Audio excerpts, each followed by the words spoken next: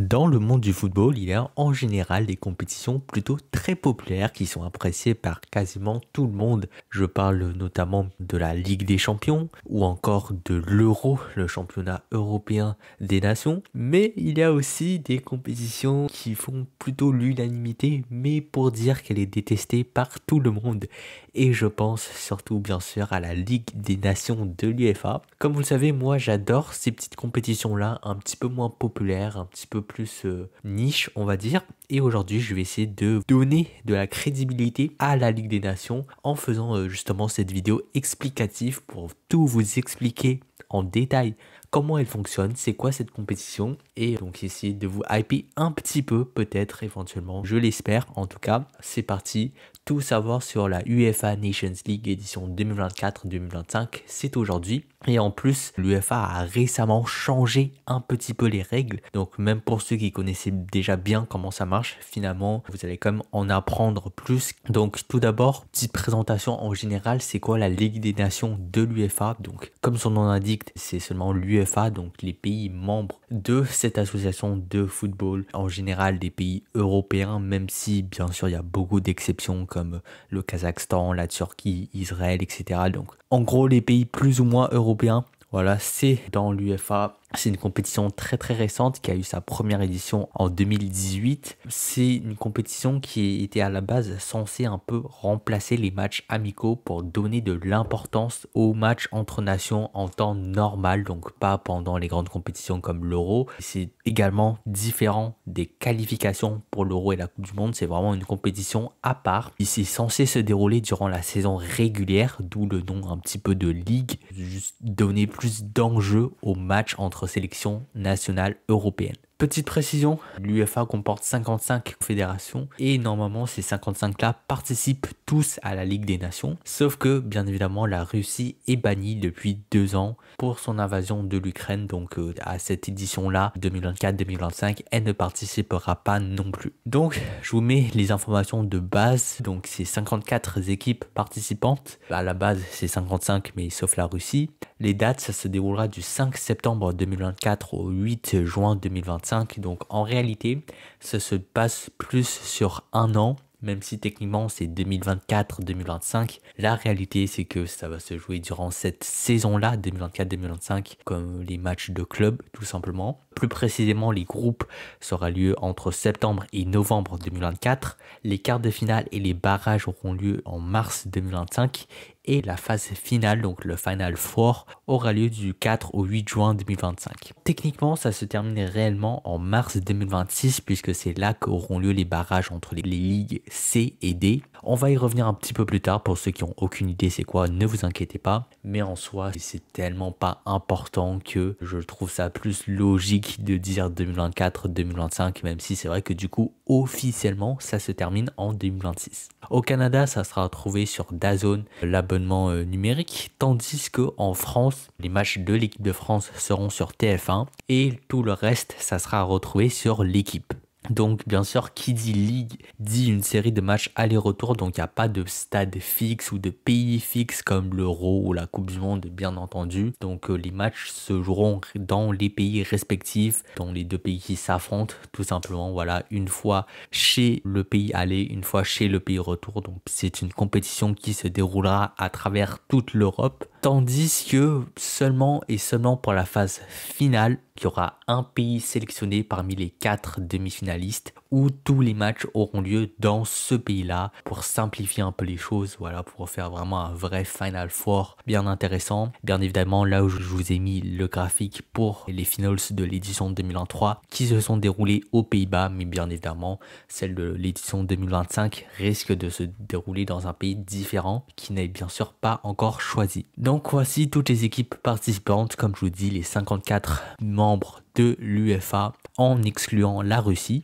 Maintenant, je vais vous parler un petit peu de comment les ligues, donc les 4 différentes ligues ont été formées. Parce que comme bien évidemment vous le savez, cette fameuse Ligue des Nations fonctionne par ligue, par en fait force des pays participants. Tout simplement, donc Ligue A, B, C, D. Ligue A c'est pour la crème de la crème, Ligue B c'est pour les pays quand même plutôt bon mais pas ouf.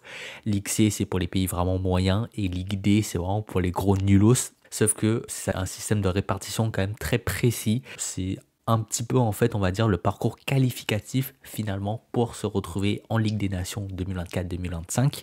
Donc voilà, là je vous affiche les résultats des groupes de l'édition 2022-2023 puisque c'est un système où en fait c'est comme les ligues nationales finalement, il y a un système de promotion et relégation, donc les compositions des ligues d'une édition sont déterminées par les résultats des équipes aux éditions précédentes, ce qui est quand même assez logique. Donc voilà, là je vous affiche les résultats de l'édition 2022-2023, donc la dernière édition, et c'est sur donc ces résultats-là que cette édition-là 2024-2025 va se décider. Comme je vous dis, il y a des promotions et relégations, et pour l'édition 22-23 à 24-25, c'est très simple, les premiers de chaque groupe, de chaque ligue sont qualifiés vers la ligue supérieure. Donc on a l'Écosse, la Bosnie, Israël et la Serbie qui sont promus de la Ligue B à la Ligue A, la Turquie, la Grèce, le Kazakhstan et la Géorgie de la Ligue C à la Ligue B, et la Lettonie et l'Estonie de la Ligue D à la Ligue C. Ensuite, il y a également eu des relégations, que c'est vraiment les dernières équipes de chaque ligue qui est reléguée vers la Ligue inférieure. Donc voilà, ces pays-là de A à B et ces pays-là de B à C que vous pouvez voir. Bien sûr, la Russie, c'est une petite exception parce que bien évidemment, elle ne jouera pas en Ligue C, elle ne jouera même pas du tout. Là, bien sûr, vous avez remarqué que j'ai pas encore parlé de ce qui s'est passé entre la Ligue C et D parce que c'est un peu particulier. Si vous vous rappelez bien,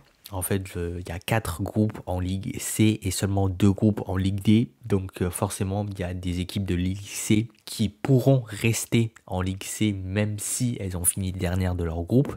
Et pour ça, il y a eu donc un barrage entre les deux pires équipes de Ligue C pour savoir qui reste en C et qui descend en D. Et pour cette saison-là, donc c'est la Lituanie qui reste en Ligue C, tandis que Gibraltar descend en Ligue D. Maintenant que tout ça c'est dit, je vais pouvoir donc vous montrer les groupes de cette année, de cette édition. On va commencer par la Ligue A, la crème de la crème, avec je pense surtout le groupe A2 qui s'apparente comme le plus chaud, voilà, avec la Belgique, la France, l'Italie. Sinon, le groupe 3 aussi, il est très relevé avec l'Allemagne, l'Hongrie et les Pays-Bas. Mais sinon, globalement, ça reste comme vraiment les meilleures nations européennes, donc bien sûr que c'est des très belles affiches. Ensuite, on a la Ligue B que je trouve vraiment très intéressante aussi, hein. Il y a des groupes très relevés. Enfin, franchement, là, quand je vois ça, quasiment tous les groupes, ça peut être vraiment des belles rencontres à voir, même si bien sûr c'est pas aussi classe que la Ligue A, mais je pense qu'il y a quand même de très belles choses. Tandis que les groupes de la Ligue C, bah là ça va commencer à être un peu moins bon. Enfin franchement là il y a quasiment plus de bonnes équipes, donc voilà. Et la Ligue D, si vous avez Twitter, si vous avez la ref, vous allez voir que le groupe 1, ça va être des confrontations absolument énormissimes. Mais bon, si vous n'avez pas Twitter, si vous connaissez pas cette ref là, bah je pense que c'est des matchs plutôt inintéressants dans ce cas. On va voir un petit peu plus en détail comment ça marche ligue par ligue. Donc ça va être des groupes complets où de septembre à novembre 2024, chaque équipe va jouer 2 fois contre les autres de son groupe. Donc 6 matchs chacun, une fois à l'extérieur, une fois à domicile. Donc c'est vraiment ultra simple, c'est exactement comme la Ligue des Champions. Ce format-là, je pense que tout le monde le connaît. Et à l'issue de ces 6 journées-là, quand tous les matchs auront été disputés, les 2 premiers de chaque groupe, donc au total 8 équipes, se qualifieront pour les quarts de finale, tandis que le 3e de chaque groupe iront en barrage de relégation et les derniers de chaque groupe seront directement relégués en Ligue B la saison prochaine. Donc ça c'est un petit peu la particularité de cette édition du nouveau format, parce qu'auparavant il fallait être premier ou dernier pour avoir quelque chose, les 2e et les 3e ils faisaient rien, mais là cette saison quasiment toutes les places auront des effets. Donc ça ajoute un petit peu plus de piment à cette compétition-là. Pour ce qui est de la Ligue B, donc c'est un peu pareil. Les premiers de chaque groupe seront directement au promu en Ligue A la saison prochaine. Les 2e de chaque groupe joueront des barrages de promotion. Les 3e des barrages de relégation. Et les derniers seront directement relégués en Ligue C. Désolé, j'ai fait une erreur, j'ai mis Ligue B, mais bien évidemment c'est Ligue C. Ensuite, pour la Ligue C, bah pareil, hein, les premiers seront promus en Ligue B. Les 2e iront jouer les barrages de promotion Attention, là, les troisièmes, ils font rien parce que comme je vous l'ai dit, il y a 4 groupes de Ligue C et seulement 2 groupes de Ligue D. Donc, forcément, il y a moins de descente nécessaire que les autres ligues. Donc, les troisièmes, eux, ils sont safe, il va rien leur arriver. Tandis que les 2 meilleurs derniers de groupe iront jouer les barrages de relégation. Les 2 pires derniers de groupe seront directement relégués en Ligue D. Donc là, bien sûr, vous avez compris, c'est hypothétique. On sait bien sûr pas encore l'identité de chaque équipe. Bien sûr, c'est pas l'équipe en C1 et en C4 qui joueront la relégation et en C2 et C3 qui seront directement relégués. Ça dépendra du classement à l'issue de ces 6 journées-là,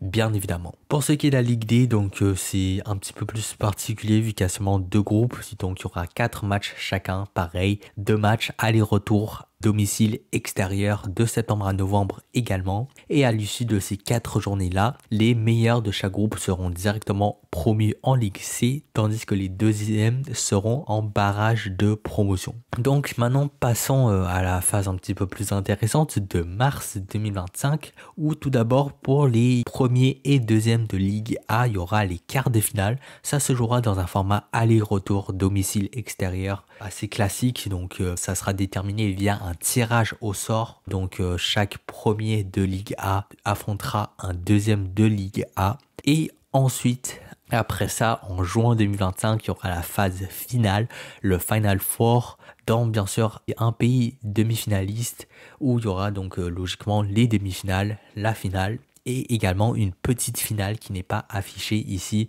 Donc pour le coup, c'est un format sec, pas de match aller-retour, c'est des matchs secs à élimination directe. C'est quand même un tournoi en général quand même assez intéressant. Tandis que pour les barrages, donc là, retour en mars 2025, il y aura pour commencer les barrages entre A et B, entre les troisièmes de groupe de Ligue A et les deuxièmes de groupe de Ligue B. Donc pareil, tirage au sort, domicile extérieur.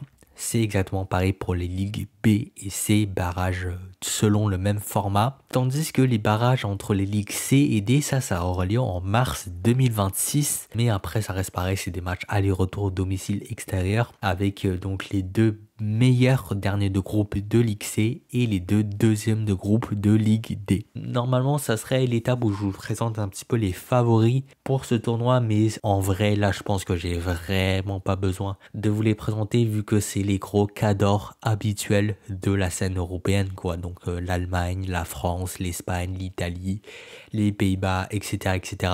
À l'exception par contre de l'Angleterre, je pense que vous l'avez vu, mais l'Angleterre, elle a vraiment très mal joué la saison dernière, donc elle a été reléguée en Ligue B. Donc bien sûr, l'Angleterre ne pourra pas prétendre cette saison à la victoire finale, à la victoire du trophée, vu qu'ils sont en Ligue B, donc ils ne pourront pas disputer les quarts de finale, etc.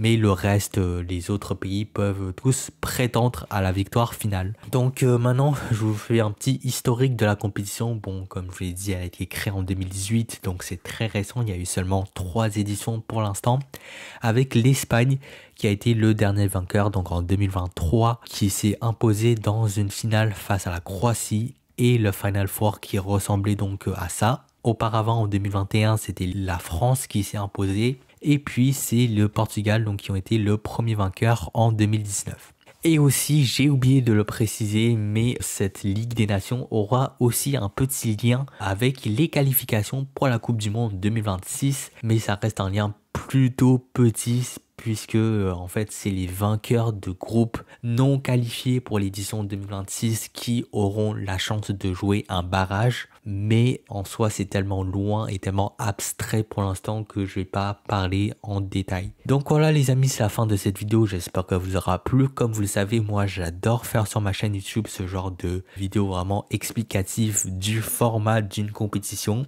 Donc, bien sûr, j'en avais fait une pour la Ligue des Nations de la CONCACAF, donc pour la zone Amérique du Nord. C'était pour l'édition 2023-2024, mais là, il y aura donc la nouvelle édition 2024-2025 également. Et c'est vraiment pareil, donc je vous invite à aller la voir aussi. Et je vous invite aussi à voir ma fameuse vidéo où je présente toutes les grandes compétitions internationales qui ont eu lieu en 2024. Je vous le mets dans la petite recommandation. Et puis nous on se dit à très bientôt pour de nouvelles vidéos. Salut tout le monde, c'était Frastrapa, à plus à la prochaine. Allez, ciao!